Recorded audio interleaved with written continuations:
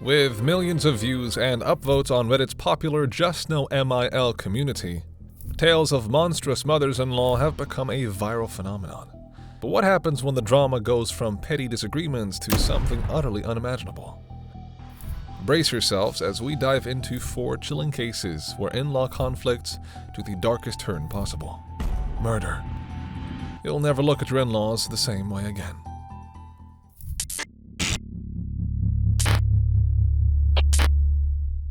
In the quiet, gated community of Carlsbad, California, a series of gunshots shatters the morning calm. Call 911 in quick succession. As police sirens wailed, no one could have guessed that the shooter was a grandmother celebrating her birthday in the most shocking way imaginable. This is the story of Cynthia Cdebaca, a woman pushed to the brink by years of witnessed abuse and personal torment. Cynthia's life took a dramatic turn in September 2001 when she suffered a stroke. The incident left her with difficulties in speech and balance, forcing her to rely more heavily on her family. She moved into a granny flat above the detached garage of her daughter Laura Salinas' home, becoming a permanent fixture in the household. But this living arrangement was far from idyllic. The home was ruled by Andrew Steele, Cynthia's son-in-law and a former law enforcement officer. His presence cast a long shadow over the family, far from the protective figure one might expect from a man of his professional background. Behind closed doors, the family's home was a battleground. Andrew's abusive behavior touched every member of the household, creating an atmosphere of constant fear and tension. Laura, Cynthia's daughter, bore the brunt of Andrew's violence. He would hit her, leaving visible bruises on her arms. In moments of rage, he'd wrap his hands around her throat, choking her. The abuse did not stop at physical violence. He also subjected Laura to sexual abuse, forcing her into non-consensual acts. The children weren't spared from his wrath either. He hurled derogatory names at them, crushing their self-esteem with his words. In one particularly disturbing incident, Andrew whipped a child with a belt for refusing to read a book when relatives were visiting. He'd use a water bottle, typically used for training dogs, to spray the children as punishment. Despite her age and health issues, Cynthia became another target for Andrew's abuse. He would verbally berate her, calling her names and humiliating her. On one occasion, he pushed her to the ground when she tried to intervene in a fight between him and Laura. Andrew seemed to take pleasure in tormenting his mother-in-law, spraying her with a garden hose whenever she smoked outside. His control extended to manipulating Cynthia's living conditions. In a cruel move, Andrew turned off the hot water to her granny flat, forcing her to endure cold showers. Tormenting her even further, Andrew threw out the urn containing the ashes of her late husband. This cycle of abuse continued for years, each incident chipping away at the family's sense of safety and well-being. As tensions mounted, the household became a powder keg, ready to explode at the slightest provocation. As the years passed, concern for her family's safety grew. In 2005, driven by what she described as a bad feeling about her son-in-law, she bought a gun. This decision, made nearly a decade before the fatal incident, hinted at the deep-seated fear and unease that had taken root in Cynthia's mind. In the weeks leading to the shooting, the situation at home deteriorated rapidly. About 2 weeks before the incident, Andrew hit one of the children. This act of violence against her grandchild seemed to be a turning point. For the first time, she began to entertain thoughts of killing her son-in-law. On January 24, 2014, just over 2 weeks before the shooting, Cynthia visited a shooting range. There, she renewed her range card and purchased bullets. This visit, in hindsight, appears to be a chilling precursor to the events that would unfold. The night before the shooting, tensions in the household reached a boiling point. In a rage, Andrew yelled at one of the children and broke their computer. This incident, occurring so close to the fatal confrontation, likely played a role in pushing her to her breaking point. As Tuesday, February 11th, dawned, the stage was set for a confrontation that would forever change the lives of everyone involved. The escalating abuse, her growing fears, and the recent violent incidents had created a volatile situation that was about to explode. It was Cynthia's 63rd birthday, and Laura had visited her early in the morning to wish her well and give her some money for gambling. This moment of familial warmth would soon be shattered by violence. Around 8 a.m., G-Word approached his mother-in-law's flat. But what started as a trivial matter quickly escalated into a heated argument. Her son-in-law had criticized her clothes, calling her appearance ghetto and hobo-like. He told her she couldn't attend her grandchild's spelling bee unless she changed. The situation soon turned physical when he grabbed and pulled her as she walked up the stairs, hurling insults at her. In response to this confrontation, Cynthia retreated to her room. She emerged with a gun and approached G-Word, who was carrying a bundle of clothes. Without warning, she opened fire. The first volley consisted of 5 shots. G-Word was caught off guard, dropped the clothes, and attempted to grab Cynthia's hands. But it was too late. As he lay wounded on the ground, the grandmother calmly walked to her car to reload her weapon. Returning with a freshly loaded gun, she fired 5 more shots. Not satisfied, she reloaded once again.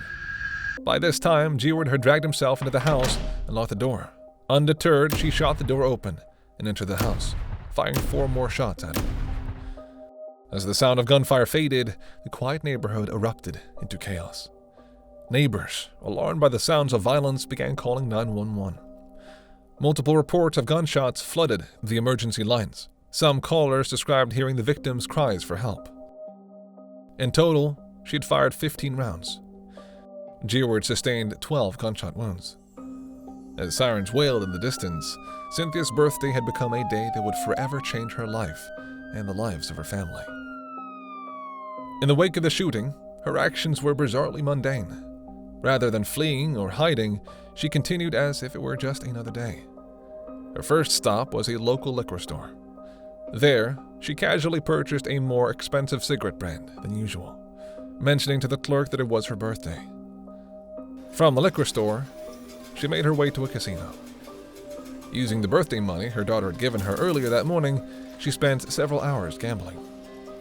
Around 6 p.m., nearly 10 hours after the shooting, police found her at the coffee shop. When approached, she didn't resist or attempt to flee.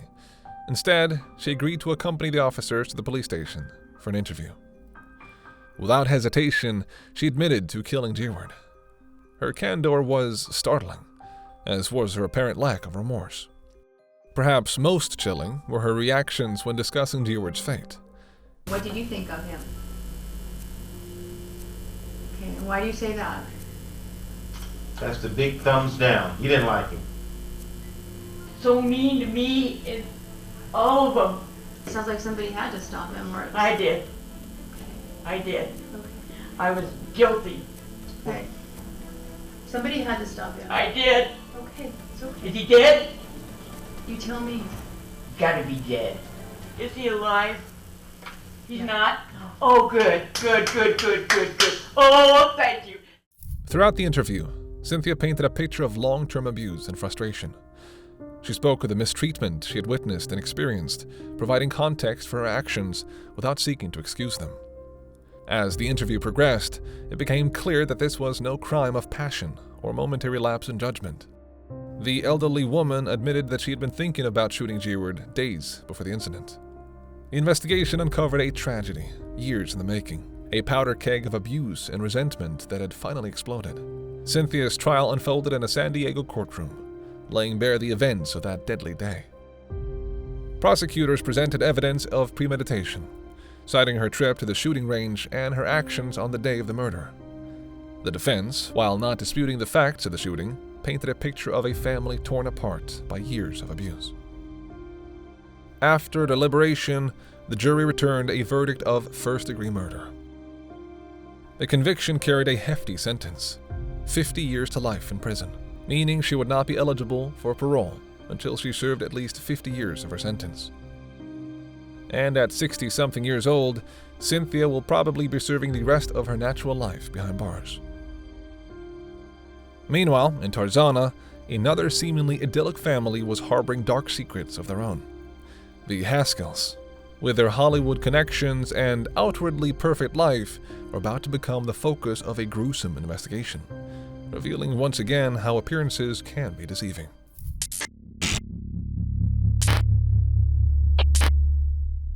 In the neighborhood of Tarzana, California, Life seemed idyllic.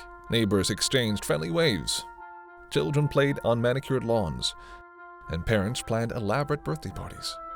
But behind the doors of a one seemingly perfect home, a dark and terrifying secret was brewing. Samuel Bond Haskell IV was not just any resident in Tarzana. As the son of a prominent Hollywood executive, he was surrounded by the glitz and glamour of Hollywood. His father's clients included the likes of Dolly Parton, George Clooney, and Whoopi Goldberg. Yet, despite this glamorous exterior, Samuel's life was marred by personal turmoil. In 2008, he was charged with 2 counts of assault with a deadly weapon. Though he pleaded no contest to battery and was placed on probation, this early brush with the law hinted at a propensity for violence.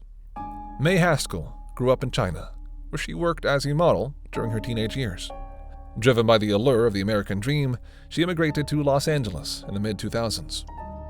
May was studying accounting at California State University, Northridge, and working as a waitress when she met Samuel, a fellow student. The couple married after graduation and had 3 sons, Sam, James, and William. May owned a consulting business that helped foreign students navigate the American education system, but she had dreams of opening a sushi and boba tea shop. In her community, she was known for her social gatherings and was described by friends as friendly and outgoing. Samuel, a videographer and producer, lived with May, their 3 children, and his in-laws. May's parents, Yan Zhang Wang and Gao Shen Li, had moved from China to help care for their grandchildren. Together, they stayed in a single-story home on Coldstream Terrace, blending seamlessly into their community. However, this seemingly happy family was hiding deep and dark secrets. The unsettling sequence of events began on Sunday morning. May, who was always quick to respond to her friends' messages, had gone silent for some reason. This unusual behavior immediately raised concerns among her close-knit group of friends. The next day, Samuel took their children to school, an unusual task for him, as it was always May who did the school runs. This break from routine did not go unnoticed. Then, on Tuesday, November 7th, Samuel hired laborers to dispose of 3 black trash bags, telling them the bags contained rocks and Halloween props. While handling the bags, the laborers discovered body parts inside and were horrified. Realizing the gruesome contents, they immediately returned the bags and payment to Haskell and alerted the authorities. But when the police arrived, the bags had already been removed. When the officers responded, nothing was located. There was no evidence that allowed the officers to make entry into the home. The bags that were described were no longer outside.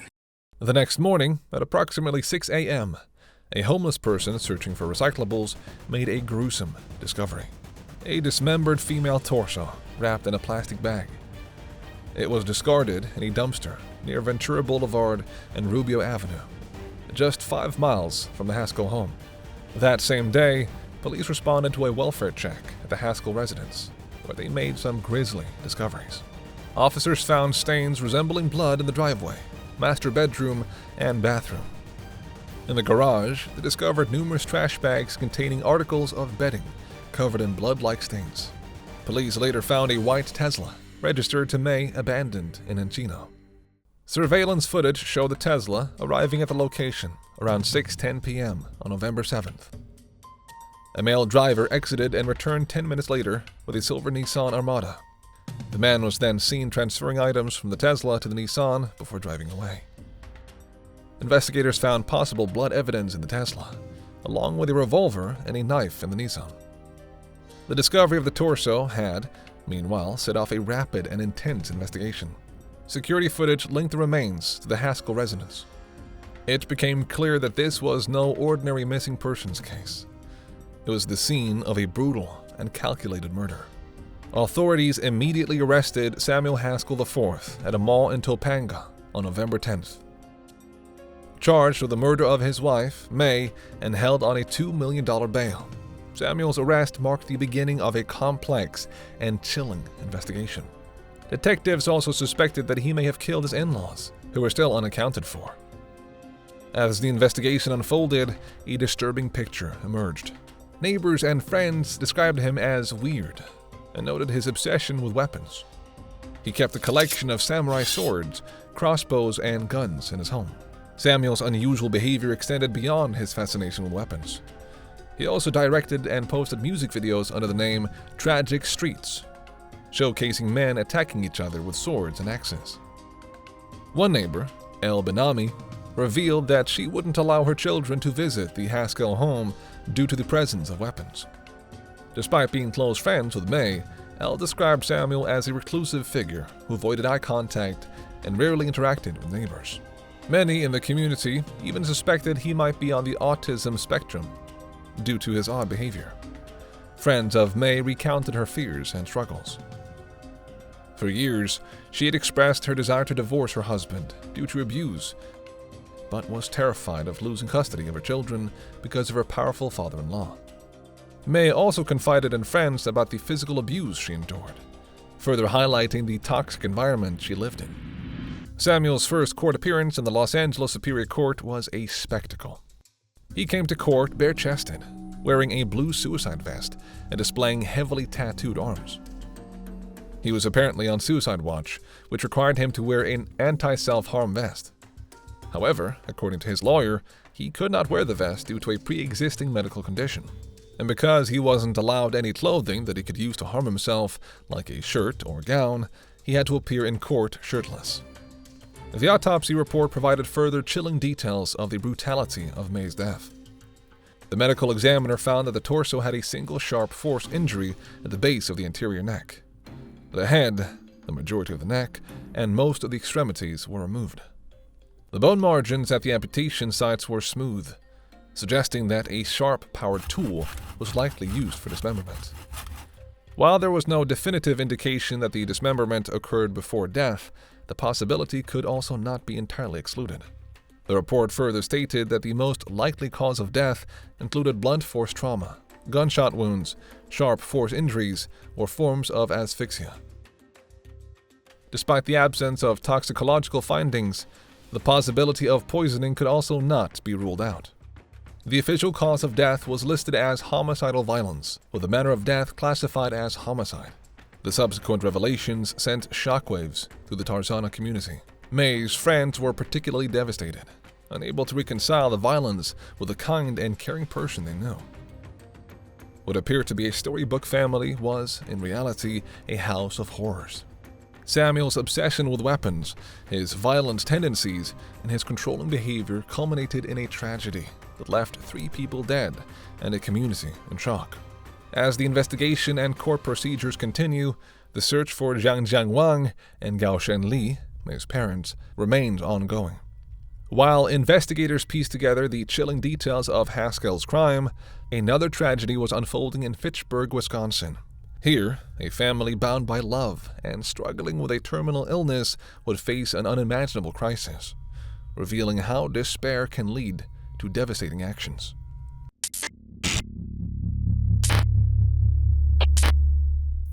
At the center of this case was Andrew "Andy" Steele, a former deputy sheriff who had recently been diagnosed with a terminal illness.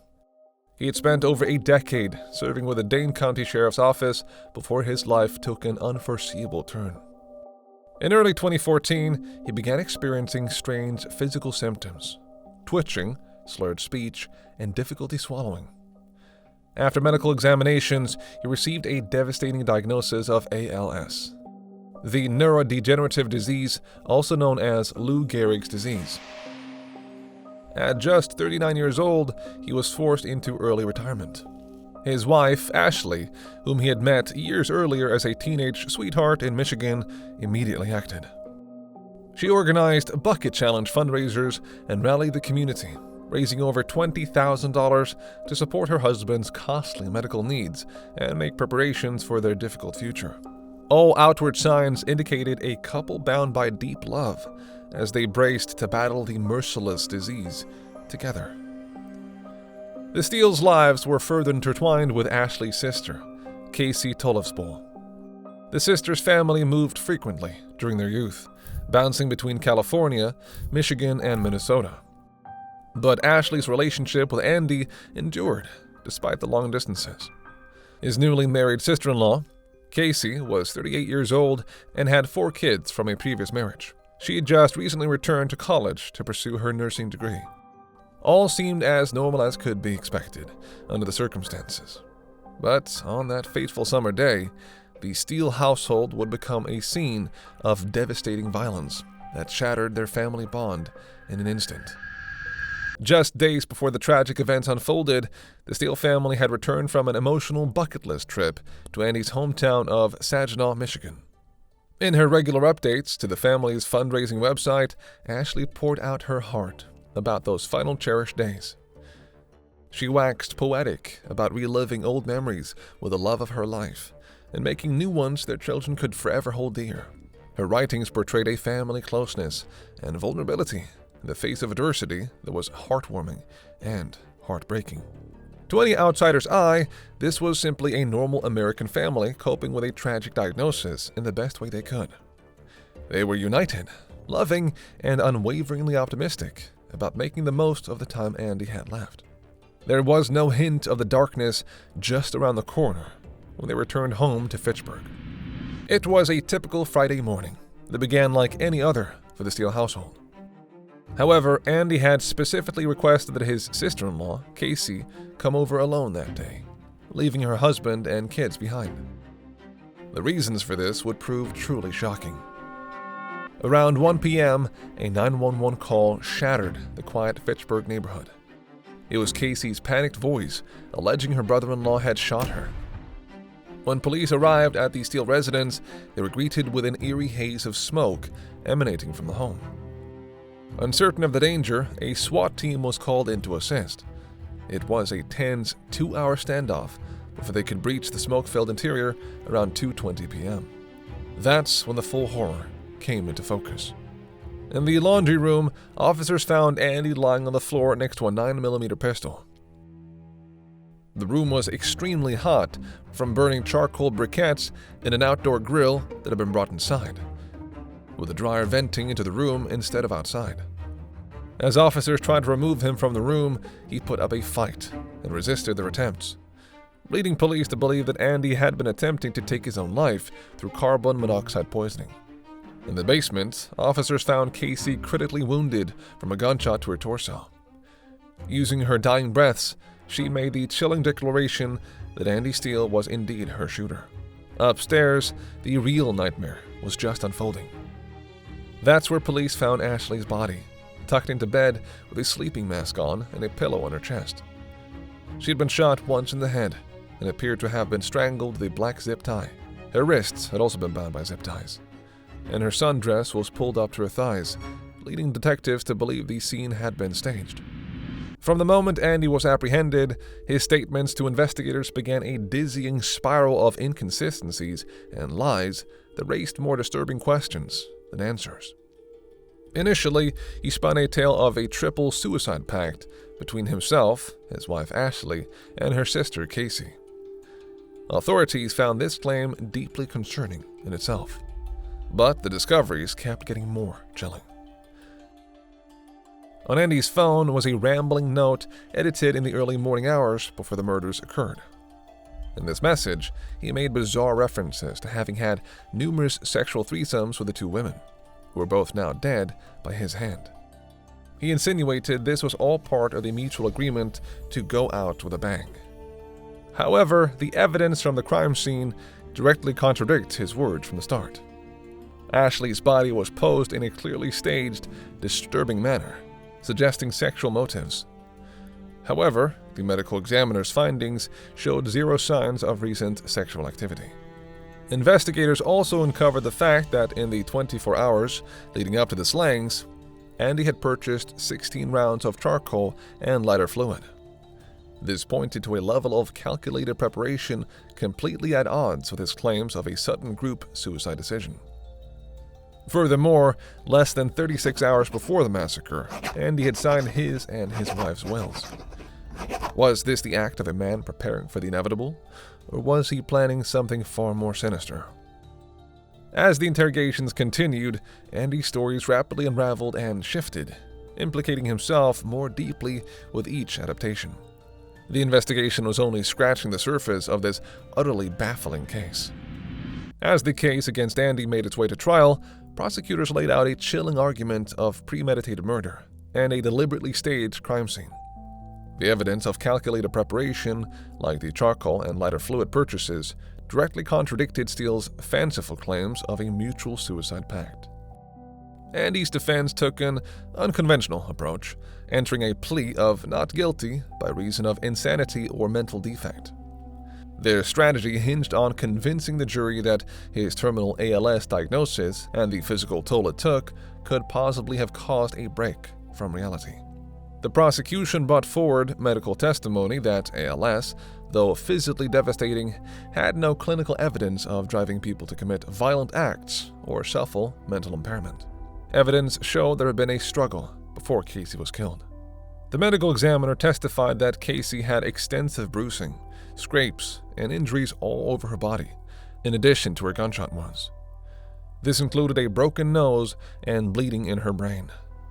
She was initially attacked in the living room while studying for a nursing class. Unused zip ties, handcuffs, her blood, and the bloody drag marks were found there. A fired bullet and impact on the wall indicated she was first shot in the living room. Her pink shirt had holes corresponding to her gunshot entrance and exit wounds. But when police found her body downstairs in the family room after her 911 call, she was nude except for a towel. And he had also given conflicting accounts, stating he had bondage sex with his wife before blacking out. However, the evidence contradicted his claims about using restraints on Ashley. The medical examiner said the tight zip tie around Ashley's neck would have killed her. The gun used to kill her and Ashley had DNA evidence linking both the women to it, but only Andy's DNA was found on the trigger. After a 2-week trial, laden with graphic evidence and expert opinions, the case headed to the jury. Their verdict stunned the courtroom. Andy was found guilty on 2 counts of first-degree intentional homicide. However, they also deemed him not mentally responsible due to his ALS condition. This rare guilty but mentally ill ruling meant he had avoided conventional prison, but would be committed indefinitely to a psychiatric institution to undergo treatment while serving his life sentence. A controversial decision some saw as a cop-out that failed to deliver true justice for the victims. However, this wasn't the end of the surprises and controversy surrounding this tragic case. Just 2.5 years later, Steele was shockingly released into the care of his elderly parents before passing away in March 2017.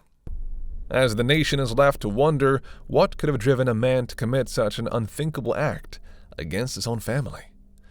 Another family in Layton, Utah, was about to face their own nightmare.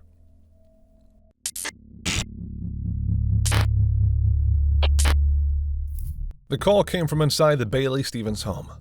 On the line was Jeremy Bailey, his voice unnervingly calm as he uttered the words that would send shockwaves through the town. "There's been a murder-suicide." What followed was a confession so horrifically unexpected that would leave even seasoned dispatchers stunned. As police raced to the scene, they had no idea what horror awaited them behind their front door. What could drive a man to commit such an unthinkable act against his own family? It was an ordinary day in an otherwise ordinary neighborhood, with residents going about their daily routines. But on East Gentile Street, the Bailey Stevens household was about to become the center of a tragedy that would shock the community to its core. At 9:45 a.m., a 911 dispatcher received a chilling call. On the other end of the line was Jeremy Bailey's voice, which was calm, but his words were shocking. He told the dispatcher that there had been a murder-suicide. As the conversation unfolded, Bailey revealed that he had killed his wife, his father-in-law, and his mother-in-law, along with 3 of the family's 4 dogs. The dispatcher listened in stunned silence as he calmly estimated that he had committed these acts about 20 minutes before making the call. He went on to explain that he had firearms stored at a friend's garage because he had been thinking about doing this for a few days. But he had forgotten about a Springfield 9mm firearm that had belonged to one of the victims until that very morning. As Bailey continued to speak, confirming multiple times that the victims and dogs were dead, the dispatcher quickly alerted the Layton Police Department. As the police raced towards the Bailey Stevens home, the tragic story of the family began to unfold. The victims were his 36-year-old wife, Anastasia Stevens, her 73-year-old father, Donald Stevens, and her 61-year-old stepmother, Becky Stevens. Her parents were visiting from out of town and had been staying with a daughter and Jeremy. Like many relationships, Anastasia and Jeremy had issues. From the outside, they seemed like an ordinary couple, but beneath the surface, tensions were brewing. In the days before May 19th, Jeremy's behavior had become increasingly suspicious. Unknown to his family, he had taken a disturbing step that would later be seen as a clear sign of premeditation. He had stored firearms at a friend's garage, later admitting that he had been contemplating this horrific act for several days. As her husband's behavior shifted, Anastasia's concerns grew. On the very morning of the tragedy, she reached out to her therapist, sending a message that revealed the depth of her worry. In her message, Anastasia explained that she had uncovered some serious suspicious activities involving her husband. She described the situation as really bad and scary, indicating that she felt it might be time for legal intervention. She also mentioned that she knew she needed to find an attorney, but could not speak freely because Jeremy was still in the house.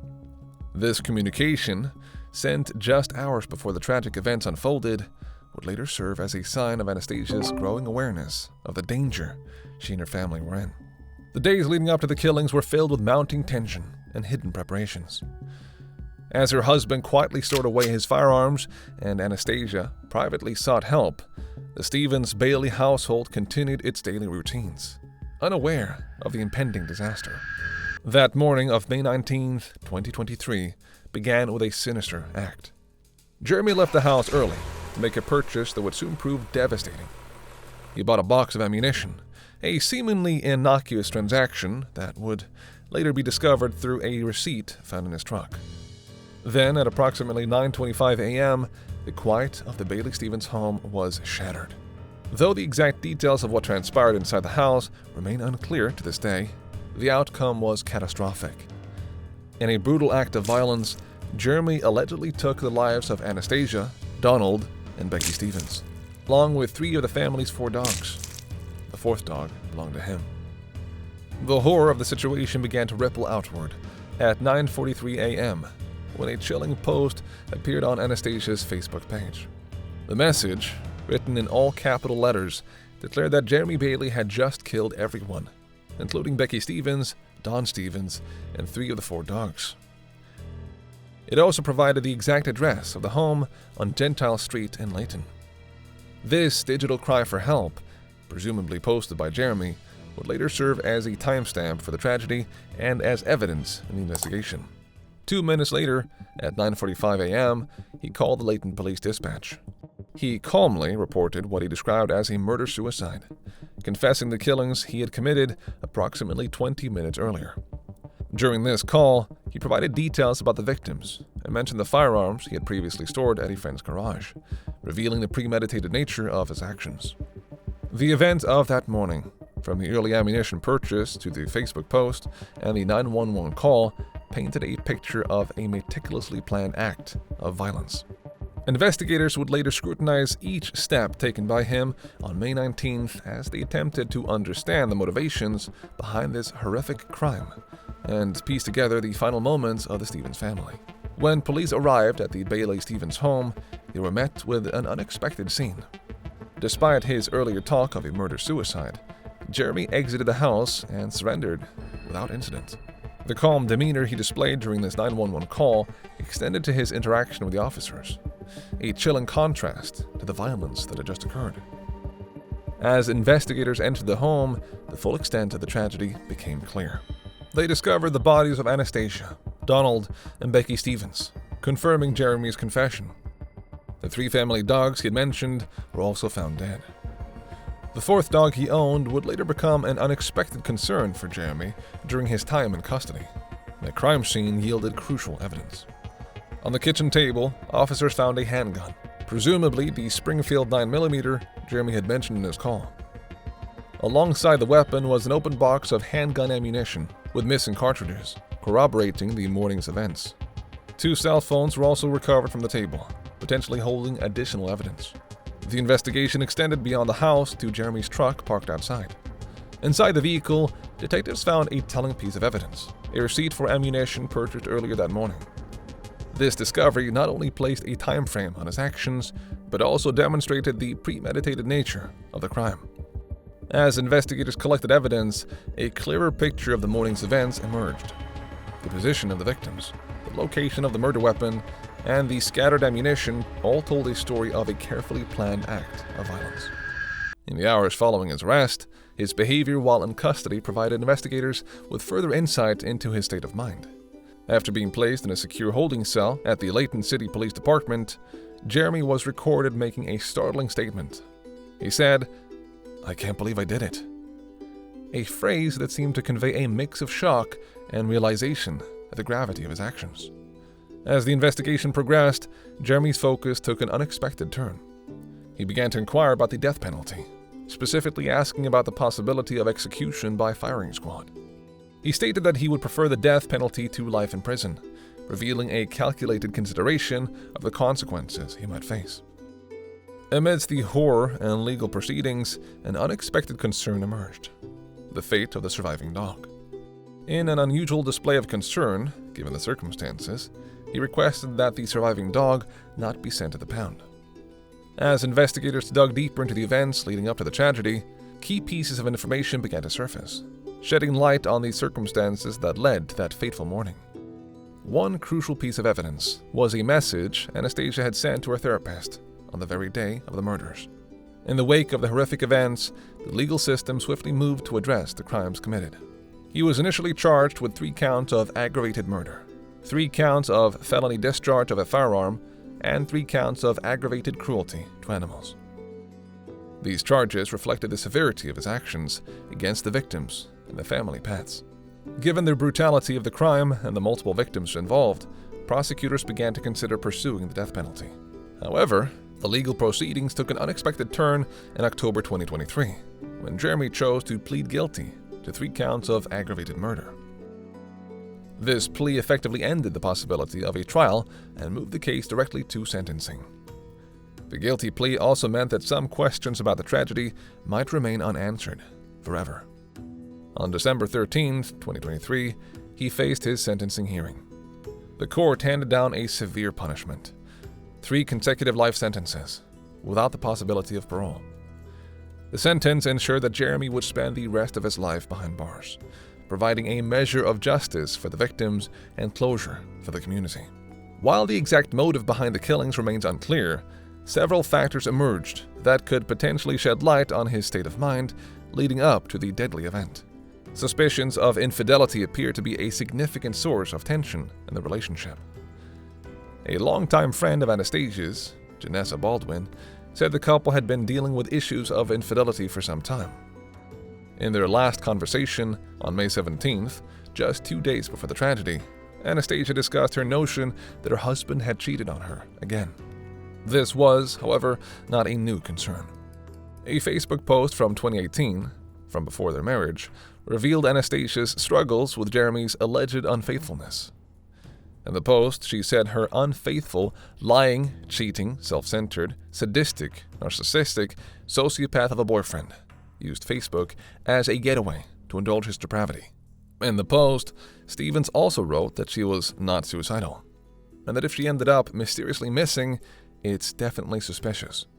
"I know this is ultimately my decision, and my F-up. I get it, and I hate myself too," the post states. "Trust me, don't bother wasting your breath." But yeah, I really don't know what the point of this post is. I guess just an FYI on why I'm not really online anymore. Baldwin said the two had been going to couples therapy, but Stevens had never relayed that her husband may be violent. However, the recurring nature of the infidelity problems seemed to be taking a toll on their relationship. Another friend, Jesse Edelson, suggested that Anastasia might have been considering leaving the relationship. He believed that Anastasia's father and stepmother were supporting her in this decision, which could have led to increased tension within the household. Edelson also noted that he and the neighbors had witnessed arguments between Jeremy and his father-in-law, hinting at broader familial conflicts. While these factors provide some context, they don't fully explain or justify Jeremy's actions. The true complexity of his motives may never be fully understood. Shocked by these murders in-laws? Dive deeper into the chilling world of killers hiding in plain sight. Watch our eye-opening video, When Someone You Know is a Killer, to learn the warning signs you can't afford to miss.